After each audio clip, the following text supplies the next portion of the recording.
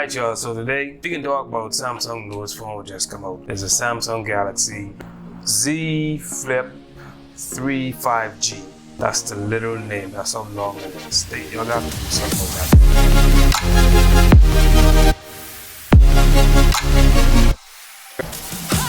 that. Terry from Tier Tech here.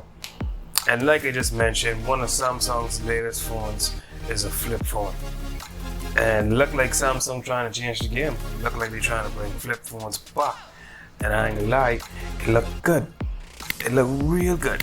Let's see what's going on with this phone. So of course, the specialty about this phone is that it flips. It seems like Samsung has managed to take the modern brick style phone and turn it into a flipping masterpiece of nostalgia. I could just imagine you getting a phone call, pull it out of your pocket, look at the screen, see who's calling you, and then you just flip that bad boy open and be like, hey, what's going on? That's really what the flip phone was about. And it seems like Samsung has managed to capture that feeling again.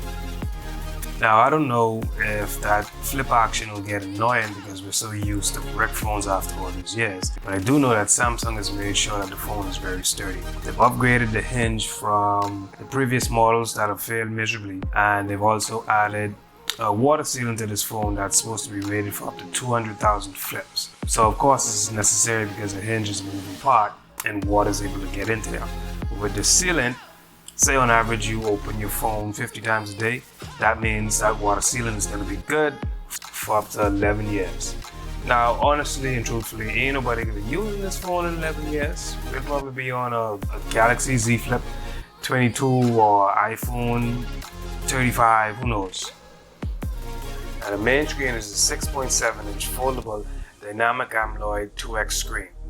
It also has a resolution of 2640 by 1080, so that just means that this is going to be a super bright and responsive screen. It's also because it's paired with 120Hz refresh rate in HDR10+. So you know what that means? This could just be a solid viewing experience on this phone.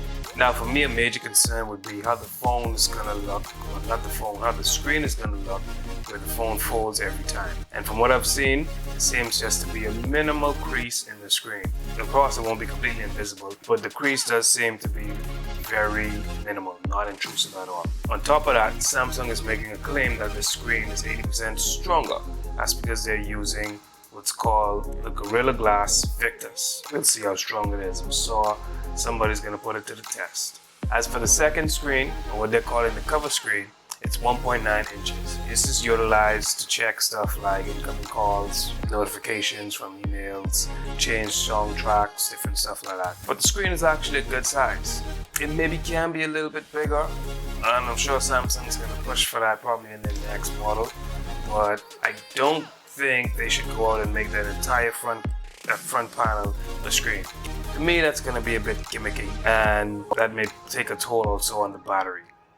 Speaking of battery, this is where the flip takes a hit. The phone comes with a 3300 milliamp battery, which honestly isn't the best, not in today's standards. Whatsoever, the battery doesn't hold up too long.